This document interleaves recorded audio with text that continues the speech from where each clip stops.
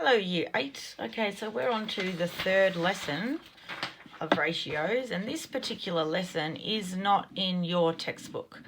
Okay, so we're just going to have a heading: unit ratios and scale factors. Please, if you could write that, press pause if you need to. So let's see what this is all about. Now, the best way to help you with this is to just show you an example. So what is a unit ratio?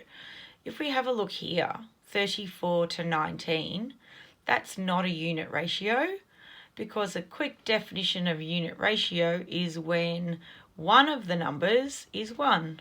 Oh, I've got a dud pen. Bad start. Sorry. When one of the numbers is 1. So that's a good definition that you might want to have, and it would be good for you to copy today because, as I said, it's not in your textbook. Let's try this pen. Okay, so how do we work that out?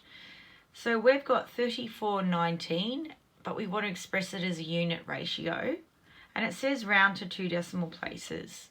So we want this answer to be one of these numbers to be 19. Sorry, to be 1. So what we do is we divide both sides by the smallest number. So we're going to put both of them over 19 because 19 is our smallest value. Okay, and then we got to put that in a calculator. Now, the whole reason we did this one is because we want one of them to equal 1. So that's going to be 1, okay? So if you put this in your calculator, which hopefully you're all doing now and not just waiting for me, 34 divided by 19 is 1.789. So it's 1.79. And that's probably the one time that you have the decimals in there. It's only when you're talking about unit ratio and it's asked for 2 decimal places. Let's have a look at another one. So this one's got 2 steps involved. Oh no, actually we don't need to do 2 steps, we can do 1. So it's 20.375 and 18.116. So which of those is the smallest? Hopefully you know it's this. So we divide both sides by that value. So into your calculator, you know that this is going to be 1, the right-hand side, because you wanted that in the first place. Put this one in. So 20.375 divided by 18.116. And your answer is 1.124.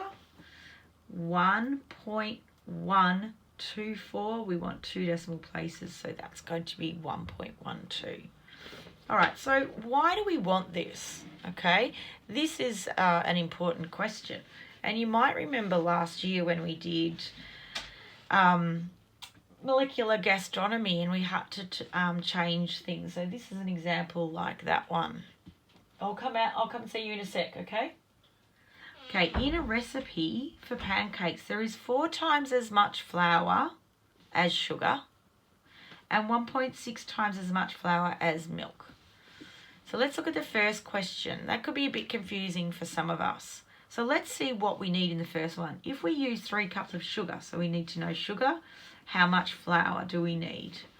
So I think it's easy to write down the names first. So you could have done sugar to flour, that's okay. I've done flour to sugar. So I've written flour and sugar. And now I have to go back up here. In a recipe for pancakes, there's 4 times as much flour as sugar. So if there's 1 lot of sugar, there's 4 times that amount. So that's where I got that from. So 1 cup of sugar to 4 cups of flour, for instance. If we use 3 cups of sugar, now that is going to be equal to flour ... sugar.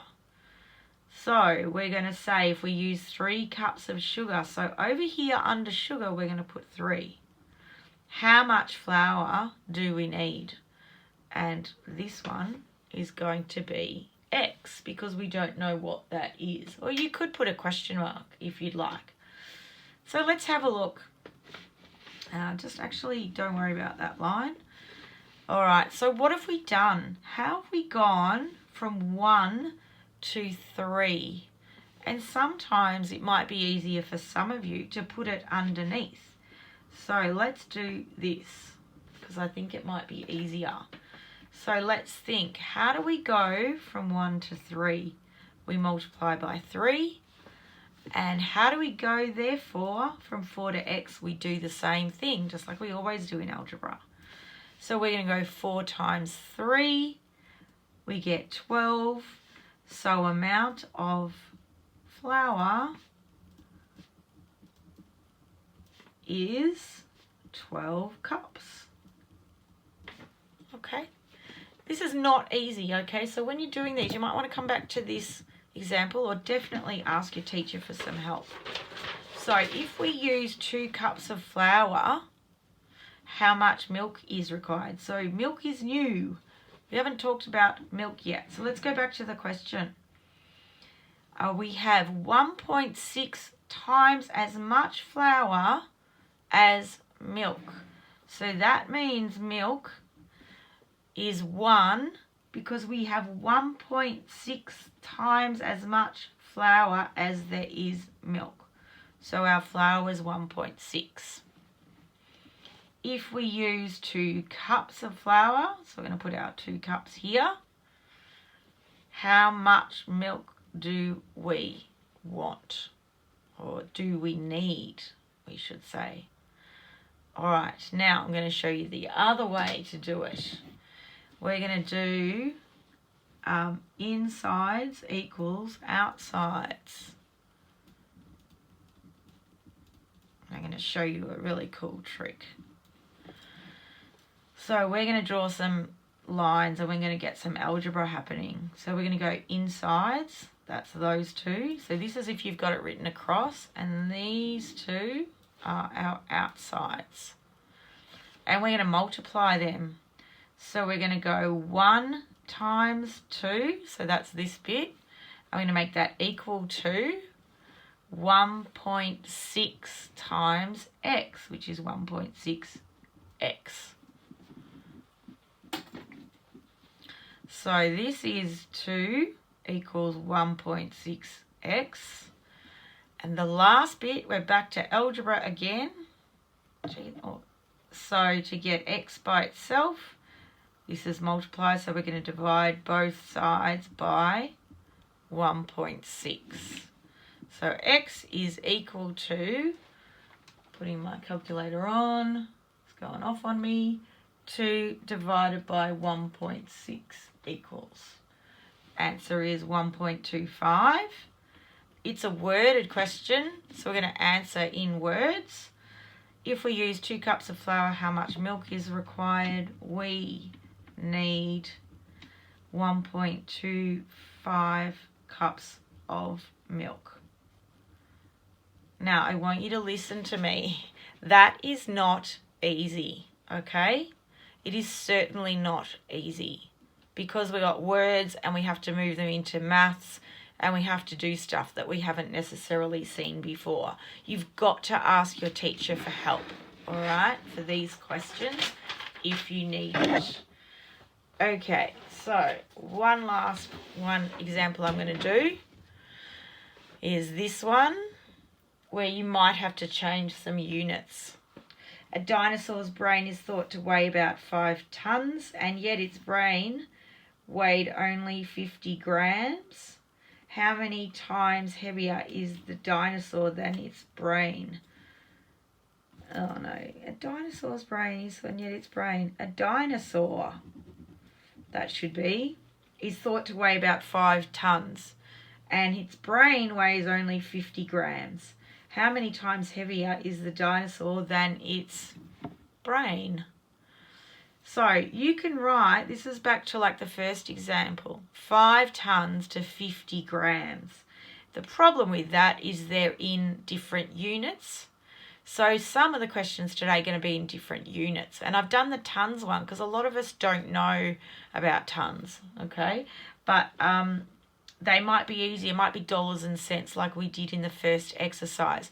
So basically you have to just change them to the same unit, which I've done here. Okay, so I have got 1, 2, 3, 4, 5